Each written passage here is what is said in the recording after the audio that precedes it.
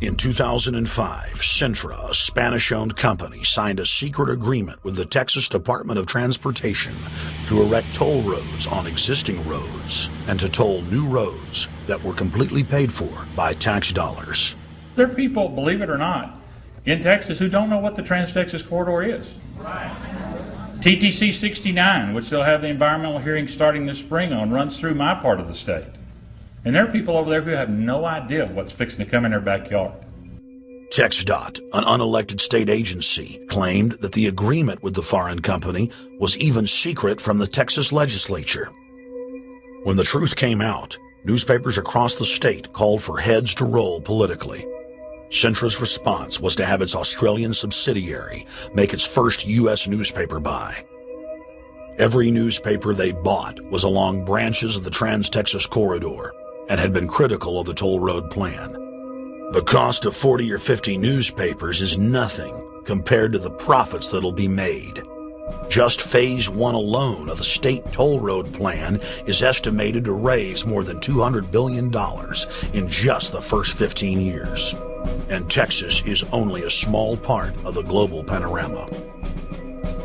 A combine of transnational companies is aggressively consolidating public finance infrastructure worldwide, and the same interests are erecting a world government according to their rules.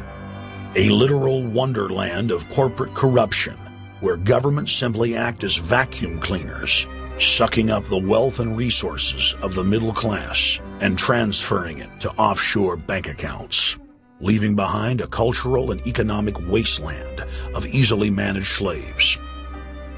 The whole purpose about the North American Free Trade Agreement is not about trade, it's about control. Control of people. CAFTA is even worse. Control of people. It's not about trade, it's subsidized trade with taxpayers' funds. This thing started here. Right. And to save this country, we kill this damn thing here. To stop it here in Texas, we stop the New World Order right here in Texas. Polls consistently show that over 90% of the people are against the NAFTA highway systems and its toll roads. As the people learned of the threat, they got angry and took action. Our ranch is part of the original Spanish land grant, and I would love to not have to give it back to Spain.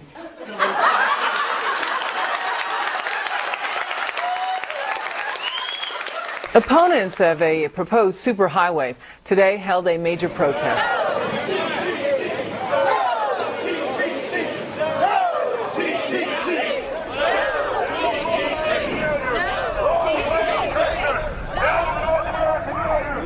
A majority of Texas counties have voted to resist the plan for a North American union and have vowed to block the construction of its infrastructure.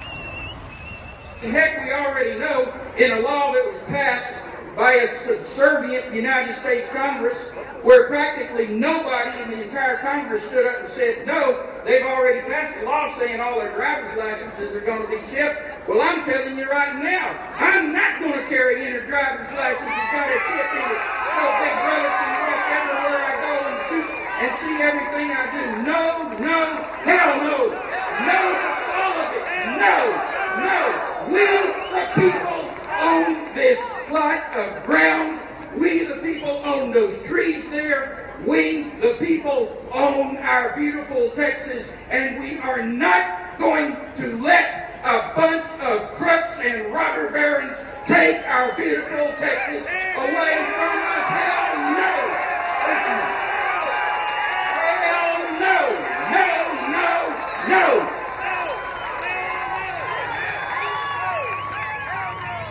RFID tracker chips embedded in state inspection stickers and toll tags are already being used to track the population.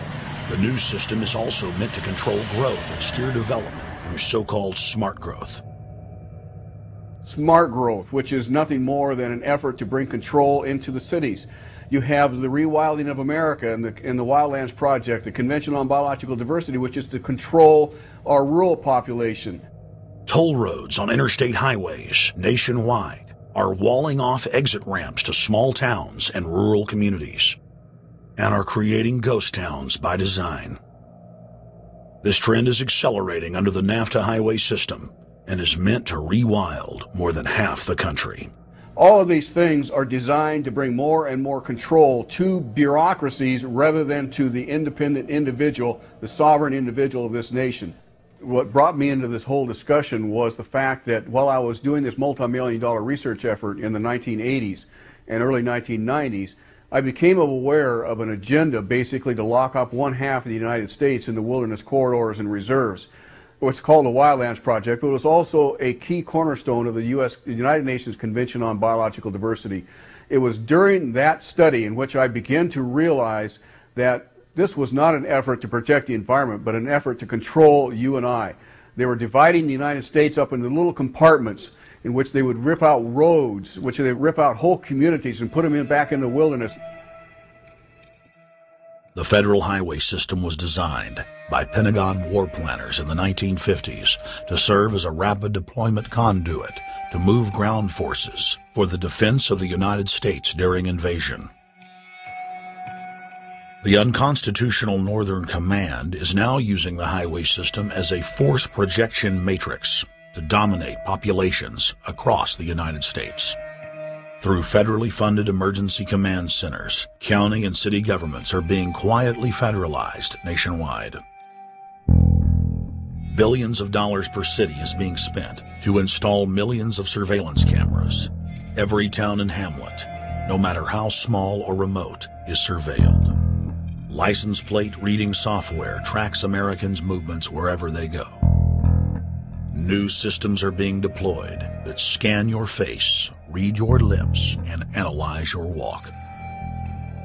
Under the Treasonous Military Commissions Act, American citizens can be secretly arrested, stripped of citizenship, flown to offshore torture camps, and secretly executed. Under Section 802 of the Patriot Act, all misdemeanors are considered terrorism.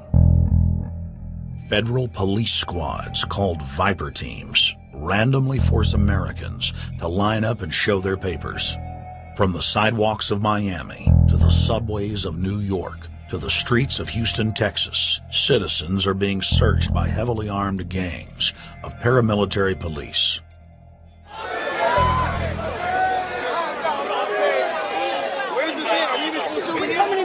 Come on, guys, come in.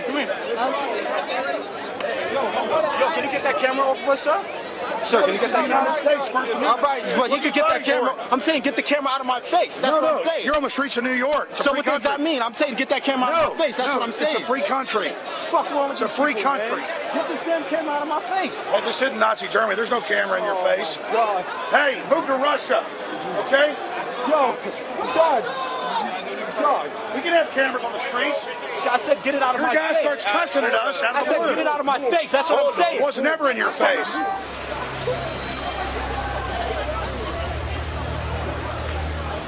Yo. Long before 9/11, the Pentagon was aggressively violating the federal law that bars the military from policing the American people. Coast to coast, for more than 2 decades, teams of troops would just appear out of nowhere and randomly stop cars and search pedestrians. The acclamation accelerated with regular Army searching bags at the Super Bowl and the Kentucky Derby, as well as other high-profile events. Then President Bush signed a Defense Authorization Act, which radically increased the funding for the already bloated shadow government. In the act, the executive branch formally announced that it was preparing for domestic insurrection and went on to preemptively strip the state governors and legislatures of their powers. The federal government is openly announcing that it is the only authority as it treats the people and the states as enemies. Then on May 9th, 2007, President Bush unlawfully granted himself new powers, and the presidency officially became a fiat dictatorship. In the past, continuity of government has been shared by the legislative, judicial, and executive branches of government. Now, all power resides with the president for the smallest of reasons, including, in the document's own text, any incident in the world, regardless of location, that affects population, infrastructure, environment, economy, or government functions can trigger, at the President's will, total martial law. It is